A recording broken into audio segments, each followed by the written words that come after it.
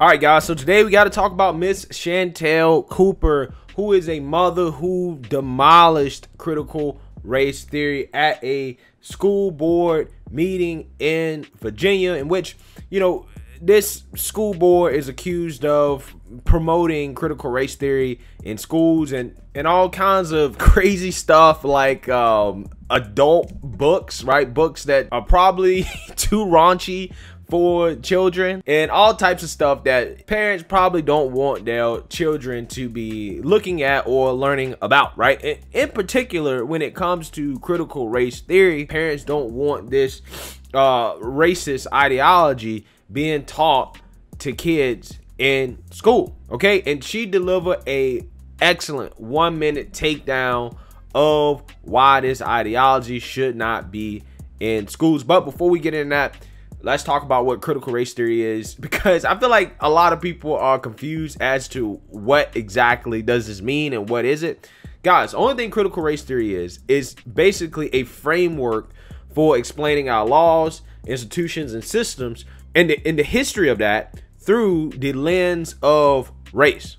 Okay, so they're saying that race explains how our laws, institutions, and our society is set up. You explain that by using race. That's the way they do it. Okay, and it also talks about white supremacy and how white supremacy plays into how our laws and systems are set up. That's all it is. Okay, so if anybody ever asks you to explain what critical race theory is, just say that it examines how our laws, system, and society is set up through the lens of race. It's really that simple. Okay, so without further ado, let's listen to this amazing 1-minute takedown of critical race theory. Take a look.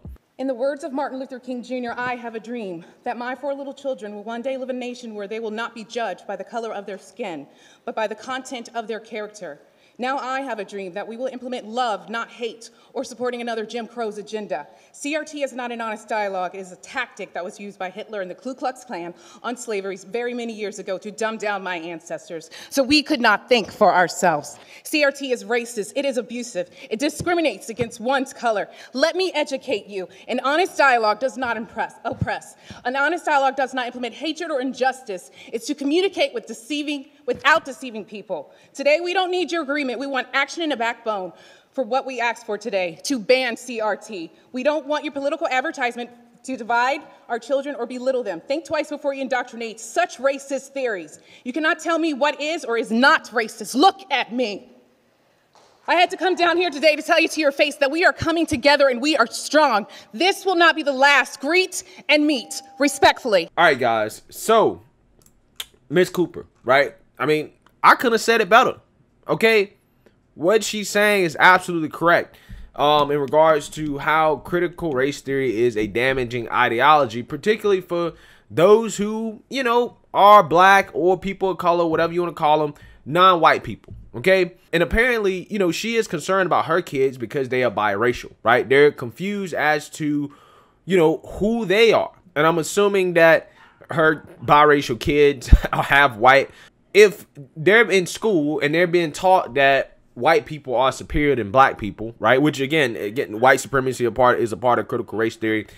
If they're being taught that, right, or that's something they're hearing on social media or whatever, that's going to create confusion. They're going to be like, okay, well, am I superior or inferior? Is daddy, because he's white, superior to mommy because she's black? Or is daddy, because he's full white, more superior to the kids because the kids are half black or half white? Okay, it just raises a lot of questions that I think a lot of kids may have if they're exposed to this type of ideology and rhetoric. Okay, and this is part of the reason why I don't like the slavery narrative. I don't like the narrative regarding Black History Month and critical race theory and all this stuff, is because it subconsciously teaches people that they are inferior. Okay, and this is especially damaging to people who are biracial, in my opinion, because it does create confusion. If you guys notice, some of the wokest and loudest people in regards to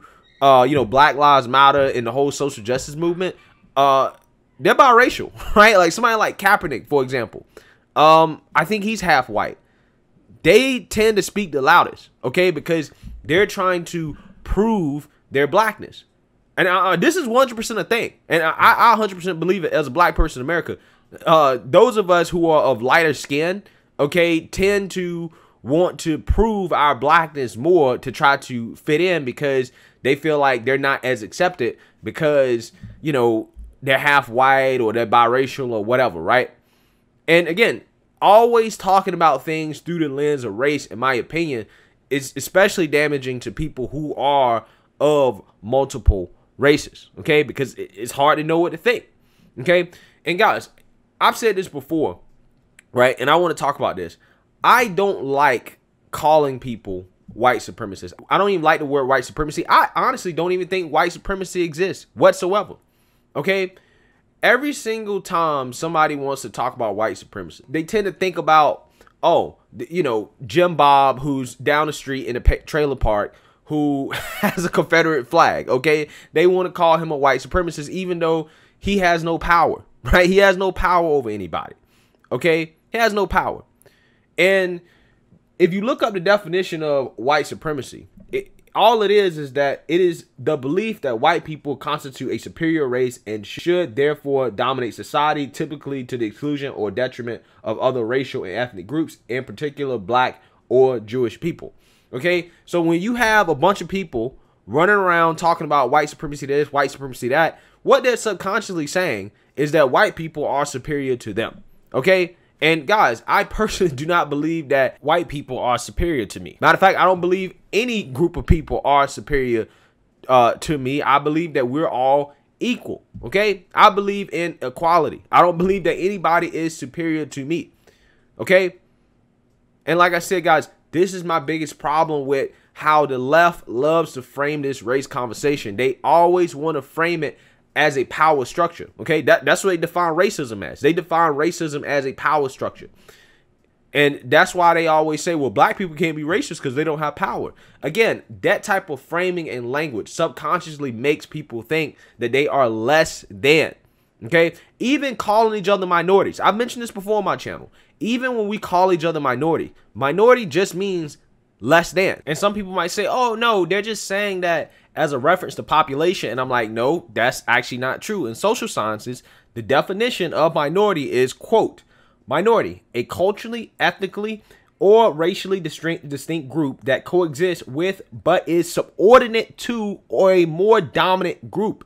As the term is used in the social sciences, this subordinacy is the chief defining characteristics of a minority group. As such, minority status does not necessarily correlate to population. In some cases, one or more so-called minority groups may have a population many times the size of the dominating group, as was the case in South Africa under apartheid. Bam. So there you have it. This is why I don't like using the term minority. So when you call somebody that's, you know, black or Asian or Hispanic a minority, that to a certain extent implies that they are less than white. Okay, because white people are never called minorities, right?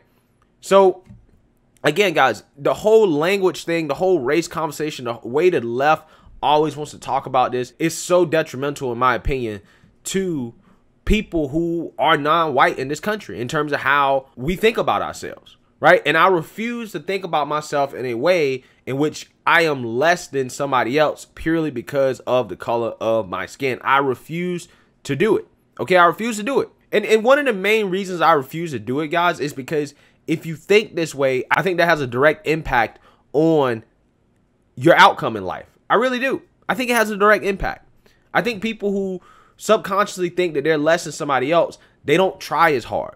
Okay, they don't see the amount of opportunities out there in the world because they say, well, I can't get those opportunities because I'm less than, so why try? Okay, I don't believe in telling people that. I really don't. I believe in telling people that you can achieve whatever you want as long as you work hard, you work smart, and you take risks. You can achieve whatever. Okay, that's what I believe in. Now, the school district says that they don't teach critical race theory, but they do promote equity. So I think they've hired some outside firm like all these schools do to try to talk about equity. Okay, equity, again, is a part of critical race theory. It's a component, just like white supremacy is a component. Equity is supposed to be about fairness and impartiality. However, the way it's practiced, like the way racial equity is practiced and the way that they like to talk about it from a critical race perspective, it really is about, well, we need to give black people more, okay, because we've had historical disadvantages than white people. Okay, so regardless of whether or not, you know, a black person is rich, right, or born into a wealthy background, they have to get more just solely because of their skin color than somebody that's white. Even if that person that's white is poor, okay, they come from a lesser background, they have less opportunities in life because they believe that white people are inherently superior and they have more advantages because solely because they're white. The black person would get more and that white person would get less, and that way the system is fair and just in their eyes. But in my opinion, that's not fair and just. Okay, that's not fair and just, because a lot of this is based off of race. It's not even based off things like income status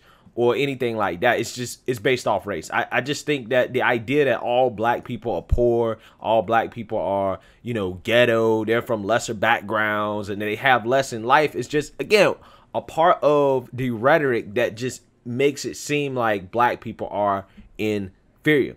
I believe in equality. Okay, equality. I want everybody to be treated equal, which means non-discrimination, regardless of your racial background. And it's about your individual merit in terms of where you go in life. So kudos to this parent. And I'm so happy to see black women and other people and parents speaking out against this destructive ideology that is critical race theory. So let me know what you guys think. Make sure you like, comment, and subscribe. Most importantly, share a black conservative perspective. Peace.